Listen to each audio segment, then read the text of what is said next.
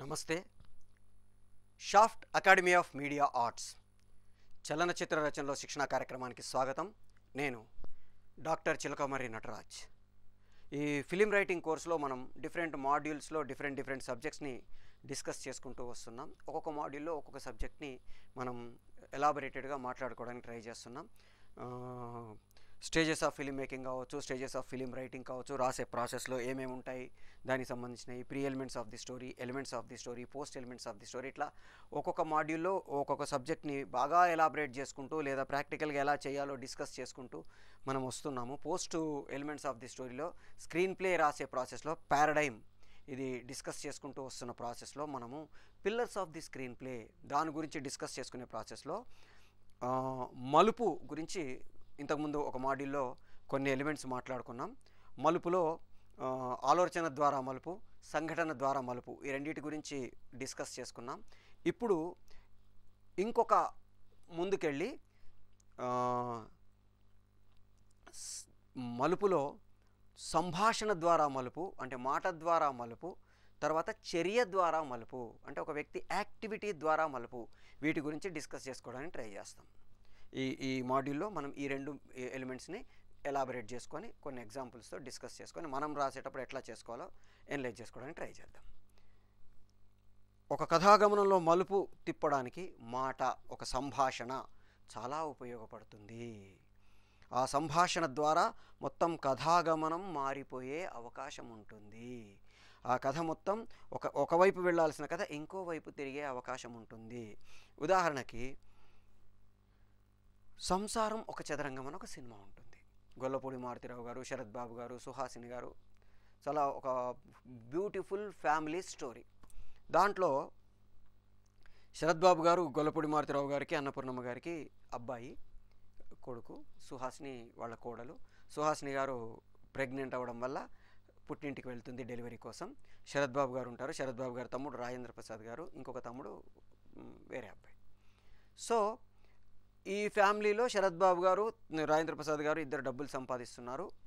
నెలకింత అని తీసుకొచ్చి తల్లికి ఇస్తున్నారు. రాజేంద్ర ప్రసాద్ గారు మొత్తం డబ్బులు ఇచ్చేస్తారు. శరత్ బాబు గారు నెలకు ఒక 500 ఇస్తూ ఉంటారు. ఆ ప్రాసెస్లో ఈరోజు శరత్ బాబు గారు తీసుకొని వచ్చి డబ్బుల్ని అన్నపూర్ణమ్మ గారికి ఇచ్చారు. ఆవిడ తీసి పక్కన పెట్టుకుంటుంటే ఒకసారి లెక్క పెట్టమ్మా అన్నాడు. ఎందుకురా ఉంటాయి కదా అంది. లేదమ్మా ఒకసారి లెక్క పెట్టు అంటే తీసి లెక్క పెడితే 250 రూపాయలే ఉంటాయి. అదేంట్రా 250 ఉన్నాయి, ప్రతిసారి ఇచ్చేది 500 కదా అని అడిగింది. అడిగితే ప్రతీ నెల నేను ఉమా ఇద్దరం ఉంటున్నాం కదమ్మా, అందుకని 500 ఇచ్చేవాడిని. ఈ నెల నేను ఒక్కడనే ఉన్నాను కదా, అందుకని 250 ఇస్తున్నాను అంటాడు. అంటే మనుషుల్ని కలిపి లెక్క కట్టుకుంటా ఒకట్రా అంటది. అంతే కదమ్మా, ఇద్దరం ఉన్నప్పుడు 500 ఇచ్చాను, ఒక్కడున్నా 500 ఎందుకు అంటే మీ తమ్ముడు మొత్తం తీసుకొచ్చి ఇస్తున్నాడు రా అంటే నాకు అలా కాదమ్మా, రేపు పొద్దున్న నాకు కొడుకు పుట్టొచ్చు, నేను నా కొడుకుని సెట్ చేసుకోవాలి కదా అనే ప్రాసెస్లో కిటికీలో నుంచి తండ్రి వింటుంటాడు. నాలాగా నేను దుబారా చేసేసి మొత్తం వచ్చేయలేను, నేను నా భవిష్యత్తు చూసుకోవాలి కదా అంటాడు. ఇక్కడ స్టార్ట్ అవుతుంది సంభాషణ ద్వారా ఒక మలుపు ఎలా తిరుగుతుంది అనేది. ఆయన విని లోపలికి వచ్చి వాడు ఎలాంటి వాడేనే అని అంటే ఇద్దరి మధ్యలో ఘర్షణ స్టార్ట్ అవుతుంది.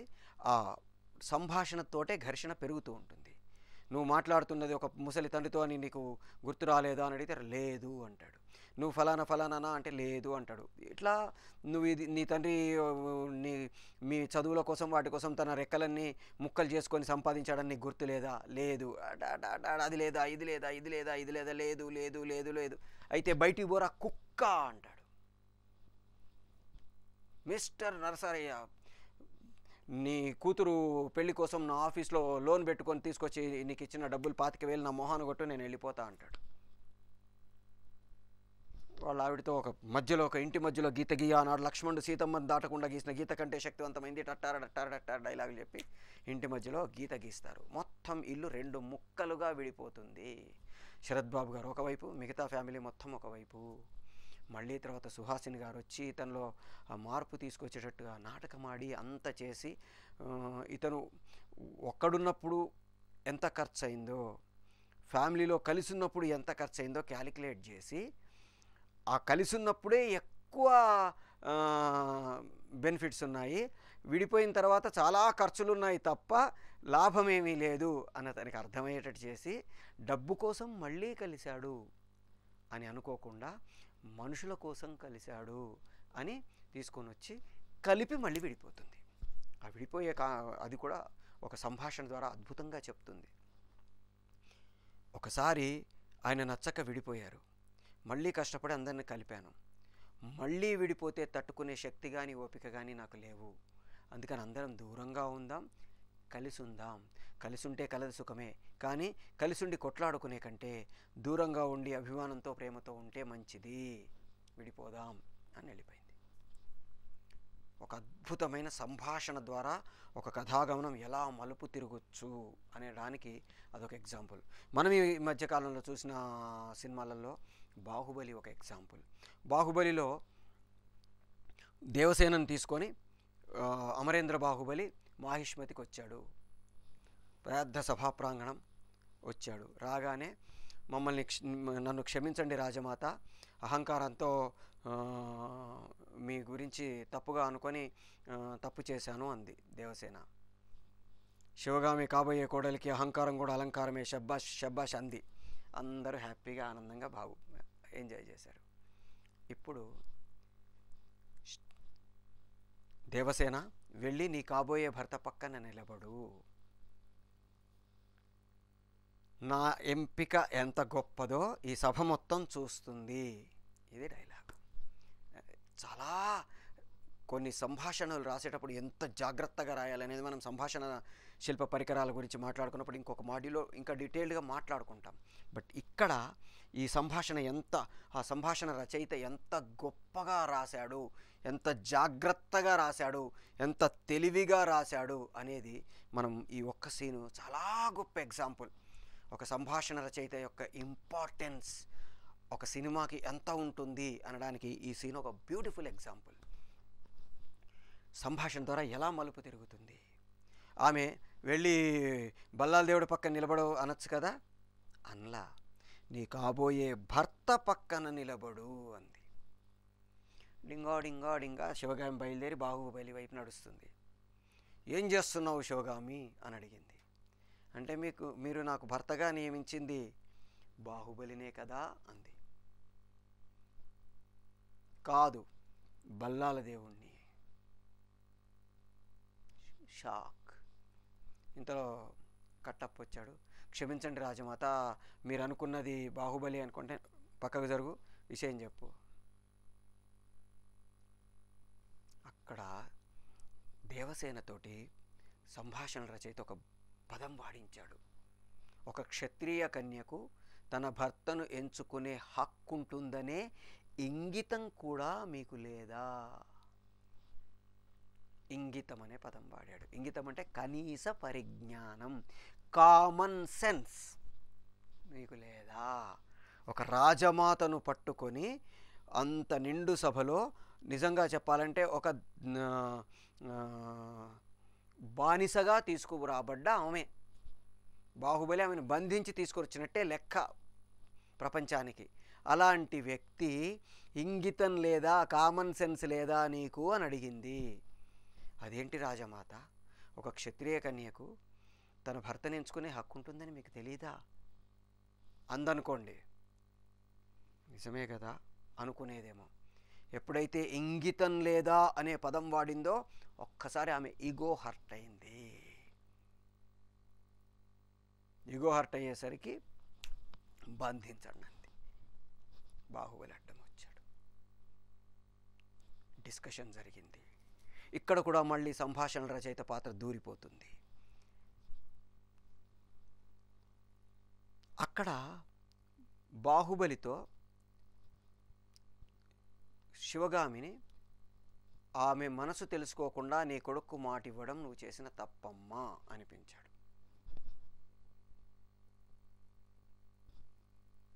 ఎవరిని అంతకుముందు ఒక మంత్రితో ఒక మాట కూడా అనిపించాడు. ఎప్పుడూ మీ రాజమాత చేసేది కరెక్టు అని నువ్వు తొలిసారిగా ఎదిరిస్తున్నావేంటి బాహుబలి అన్నాడు. ఎందుకు ఎదిరిస్తున్నాడో బాహుబలి చెప్పి తీరాలి.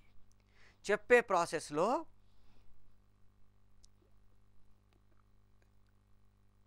ఆ అమ్మాయికి తెలియకుండా నీ కొడుకు పెళ్ళి నిర్ణయించడం సరికాదేమో అమ్మ అని ఉంటే అయిపోయేది. నువ్వు చేసిన తప్పమ్మా అన్నాడు.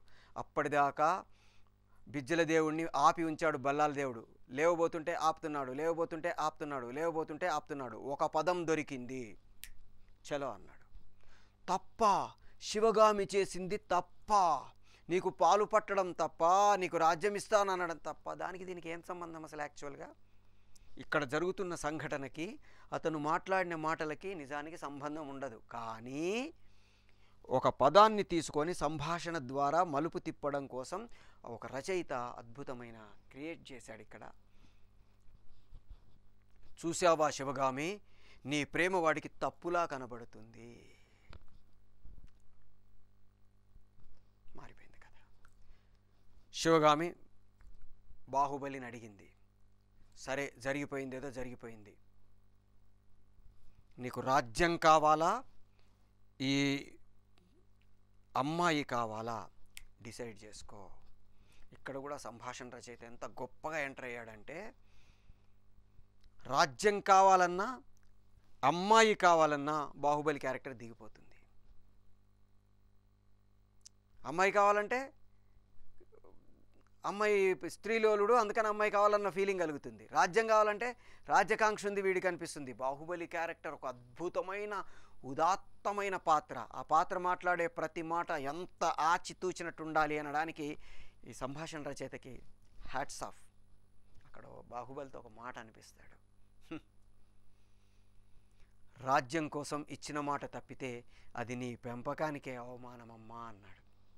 అంటే తను డెసిషన్ తీసుకోవాలా, డెసిషన్ శివగామి చేతిలోనే పెట్టాడు.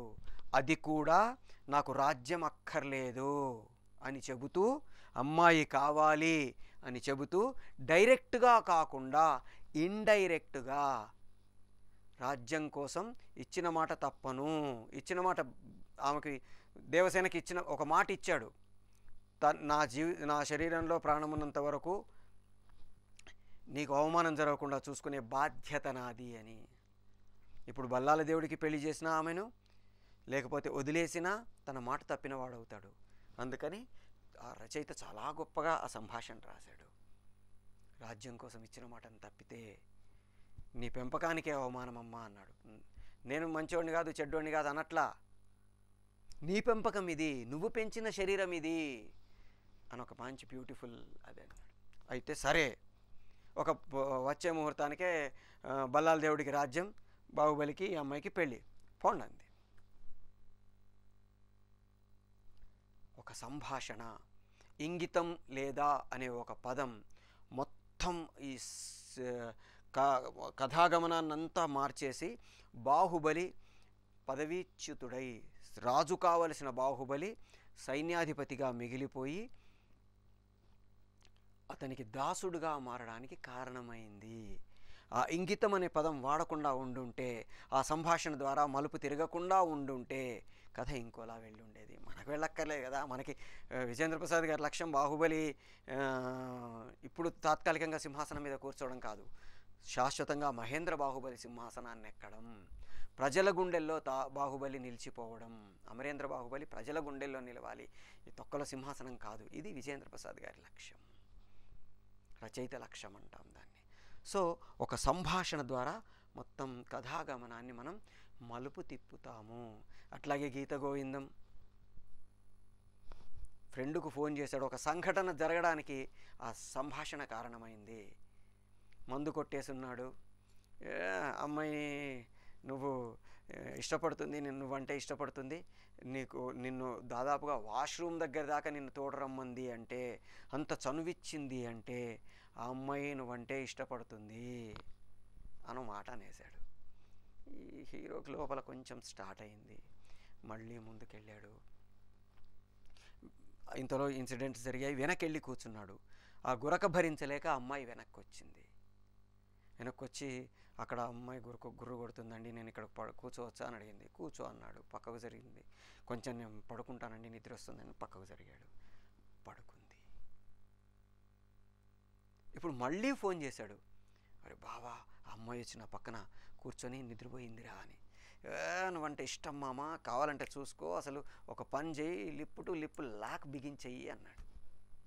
ఆ మాట అతను అనకుండా ఉండుంటే, హీరోకి ఆ ఆలోచన రాకుండా ఉండుంటే, అతను ఆలోచన మంచి ఆలోచన కాదు, అయినా సరే తను మంచి క్యారెక్టర్ కాబట్టి తప్పు అనుకున్నాడు, ఈ పని చెయ్యను అనుకొని అయినా సరే ఒక చిన్న ఆలోచన, ఒక సెల్ఫీ తీసుకుందాం, ఆ సంభాషణ జరగకుండా ఉంటే సెల్ఫీ తీసుకుందామనే ఆలోచన కూడా వచ్చుండేది కాదు. ఆ సంభాషణ ద్వారా ఇతని మనసులో ఒక చిన్న ఇది ప్రవేశించి సెల్ఫీ తీసుకుందామనే ప్రాసెస్లో స్పీడ్ బ్రేకర్ పడ్డంతో ఒక ముద్దు పెట్టడం జరిగిపోయింది. ఆ ముద్దు పెట్టడమే జరిగిపోకుండా ఉండుంటే, సంఘటన గురించి మనం మాట్లాడుకున్నాం ఒక మాడ్యూల్లో, సంఘటన ద్వారా మలుపు గురించి మాట్లాడుకున్నప్పుడు దీని గురించి మనం మాట్లాడుకున్నాం. సో ఆ సంభాషణ ఇతన్ని ప్రొవోక్ చేయకుండా ఉండుంటే, అతను సెల్ఫీ తీసుకుందామని అనుకోకుండా ఉండుంటే, ఆ సంభాషణ తాలూకు ఇంపాక్ట్ లేకుండా ఉండుంటే ఈ సంఘటన జరిగేది. దాని తర్వాత కూడా మళ్ళీ ఫోన్ చేసి, మామ లిప్పు లాక్ గుంజినవా అని అడిగాడు. ఆ సంభాషణ ఆమెకు మరింత కోపం వచ్చి ఇతని పట్ల ఒక విద్వేష భావం ఏర్పడడానికి కారణమైంది సంభాషణ. సో ఒక సంభాషణ మన కథని మలుపు తిప్పుతుంది. అట్లాగే ఈ అమ్మాయి వాళ్ళ బాస్ ఇంటికి శుభలేఖ ఇవ్వడానికి వెళ్ళింది. వెళ్ళిన టైంలో వాళ్ళ పాప, మమ్మీ నేను వస్తాను బయటికి వెళ్తుంది. పాప ఎవరు అని అడిగింది. మా అమ్మాయి అంది. మేడం మీ పాపది నేను ఒక బ్యాడ్ వీడియో చూశాను, అతను మా రిలేటివే, అతను ట్రాప్ చేసినట్టున్నాడు, చాలా బ్యాడ్ అబ్బాయి అంది. నేను చూశానమ్మా అని ఆమె ఇన్సిడెంట్ చెప్పి ఒక మాట అంది. ఒపీనియన్ లేదని ఊరుకున్నాను, కానీ మా ఆస్తి మొత్తం నీ చేతుల్లో పెడతాము, మా అమ్మాయిని నీకు ఇచ్చి చేస్తాము, మమ్మల్ని చూసుకుంటావా అని అడుగుదామనుకున్నాను, కానీ అందరిలాంటి వాడు కాదమ్మా. చిన్న చిన్న విషయాలకే అమ్మాయిల తల్లిదండ్రుల్ని అమ్మాయిల్ని బ్లాక్మెయిల్ చేసి నరకం చూపిస్తున్న ఈ రోజుల్లో అలాంటి అబ్బాయి మనకి ఎక్కడా కనపడడు. ఆ సంభాషణ ఈ అమ్మాయి మనసు మారిపోయేటట్టుగా చేసింది. ఈ అమ్మాయికి అతని పట్ల ఉండే అభిప్రాయం మారిపోయేటట్టుగా చేసింది. ఈ అమ్మాయి మనసులో అతని రూపాన్ని చెడ్డవాడి నుంచి మంచివాడుగా మార్చేటట్టుగా చేసింది. అప్పటిదాకా అతను ఏదేదైతే అన్నాడో అవన్నీ అప్పటిదాకా నెగటివ్గా ఊహించుకున్న అమ్మాయి ఈ సంభాషణ తర్వాత అవన్నిట్లలో ఉండే పాజిటివిటీని తీసుకోవడం మొదలెట్టింది. అట్లాగే ఆ సినిమాలో అతను వెళ్ళి ఆ అమ్మాయితో మాట అంటాడు, మేడం మిమ్మల్ని పెళ్లి చేసుకోవాలంటే నాకు భయమేస్తుంది మేడం. ఆ తర్వాత మాట ఆ అమ్మాయికి అతనంటే ఒక రకమైన కోపం కాదు, ద్వేషం కాదు, బాధ. తనని ఇంత దుర్మార్గంగా అనుకున్నాడా అనే బాధ ఆ అమ్మాయికి కలగడానికి కారణమై చివరి వరకు ఆమె నెగిటివ్గా ఉండడానికి అవకాశం వచ్చింది. అంటే ఆ అమ్మాయి చెప్పలేకపోయింది.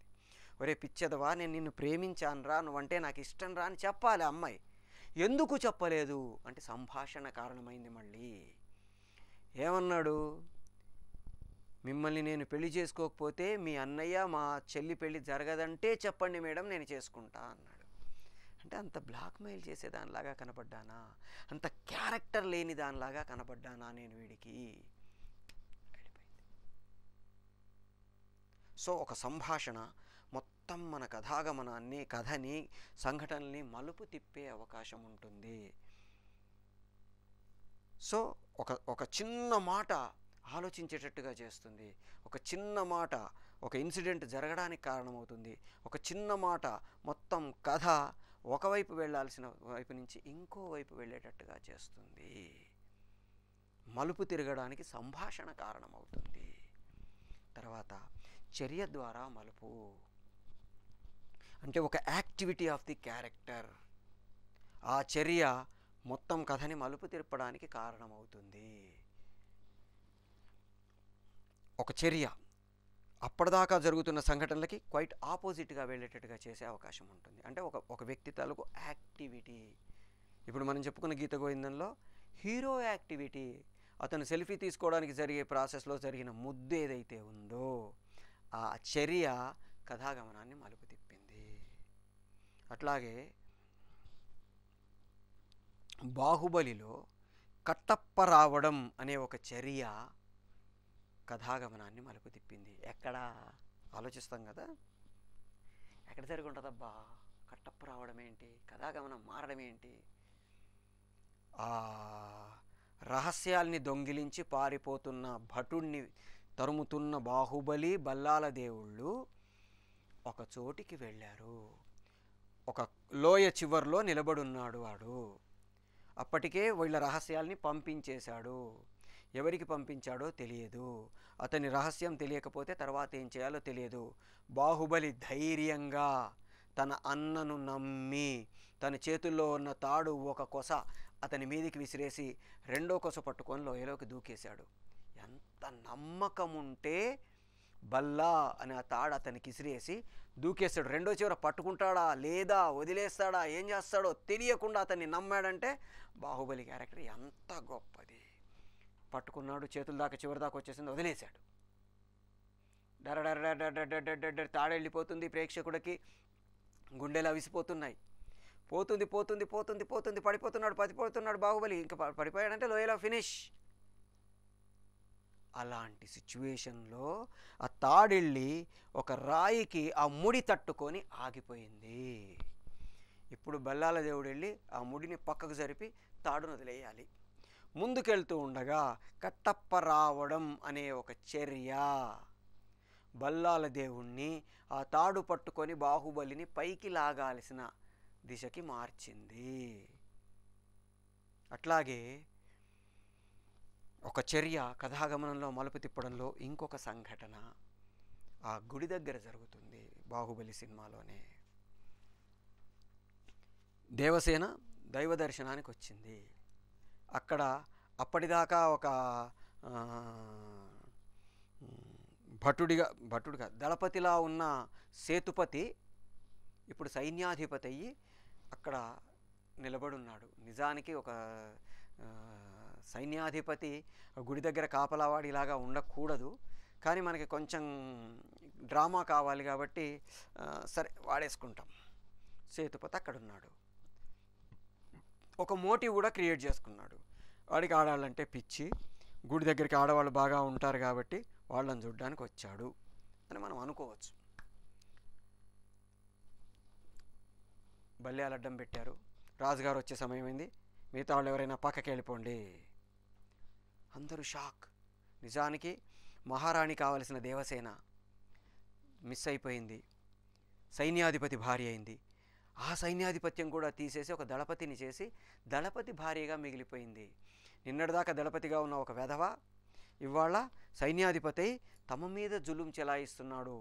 ఒక దేవసేన కుంతల యువరాణి, అలాంటి యువరాణిని నిజానికి బాహుబలి భార్య కాబోయే మహారాణి కావాల్సింది, సరే ఇప్పుడు దళపతి భార్య అయింది. అలాంటి ఆమెని ఆ మనిషి పక్కకు పో అన్నాడు. అయినా సరే దిగమింగుకుంది, నడుస్తూ వచ్చింది. ఒక్కొక్కళ్ళ మీద చేతులు వేస్తున్నాడు. వేసి అందరూ మెల్లిగా వెళ్ళండి త్వరగా వెళ్ళండి, నెక్స్ట్ నువ్వే, తరువాత నువ్వే అని ఆమె మీద చేయి వేయబోయాడు. అక్కడ దేవసేన కత్తి తీసి వేళ్ళు నరికేయడం అనే చర్య. అప్పటిదాకా బాహుబలిని దేవసేనని ఏం చెయ్యాలి, ఎలా వాళ్ళ మీద పగ తీర్చుకోవాలి అని తెలియక సతమతమవుతున్న ఒక బల్లాల దేవుడు గ్యాంగ్కి ఒక ఊతమిచ్చింది ఆమె చర్య, వేళ్ళు నరకడం అనేది. తీసుకొచ్చి నిండు సభలో గర్భిణిని సంకెళ్ళేసి పెట్టారు. దీని తర్వాత మళ్ళీ బాహుబలి చర్య ఇంకొంచెం మలుపు తిప్పింది. బాహుబలి వచ్చాడు. అక్కడ గమ్మత్తుగా ఉంటుంది నిజంగా. విజేంద్ర ప్రసాద్ గారి రచనకి, రాజమౌళి గారి ఎక్స్పాన్షన్కి జోహార్ చెప్పాల్సిన సీన్ ఇది కూడా. ఫస్ట్ సీన్ మనం ఇంతకుముందు డిస్కస్ చేసుకున్న సంభాషణ ద్వారా మలుపు గురించి మాట్లాడుకున్న మాడ్యూల్లో ఎలాగైతే ఒక సీన్ మనం మాట్లాడుకున్నామో ఈ సీన్ కూడా బ్యూటిఫుల్గా డెవలప్ చేసుకుంటూ వెళ్ళాడు. మొత్తం సంఖ్యల మధ్యలో ఉంది, పెద్ద పెద్ద విగ్రహాలు, పెద్ద పెద్ద సింహాసనాలు, మనుషుల యొక్క గొప్పతనాన్ని చాటి చెప్పవు రాజమాత అంటుంది. బాహుబలి ఎంటర్ అయ్యాడు. అక్కడ ఒక బిల్డప్తో స్టార్ట్ అవుతాడు. టాన్ టాన్ టాన్, హే సా రుద్ర సా అనే మ్యూజిక్తో స్టార్ట్ అయ్యి వచ్చి ఎండ్ అయ్యేసరికి హై సొరభద్ర సముద్ర సా తుస్. నిజానికి అక్కడ ఉండకూడదు, కానీ అంటే బాహుబలి కూడా అంత గొప్ప బాహుబలి ఏమీ చేయలేని స్థితిలో ఉన్నాడు అని సింబాలిక్గా చెప్పాడు.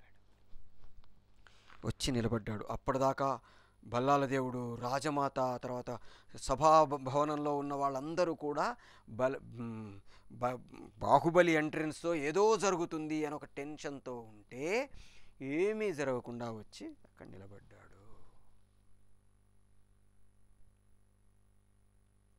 ఇప్పుడు మళ్ళీ సంభాషణ స్టార్ట్ అయింది. అద్భుతమైన సంభాషణ నడిచింది.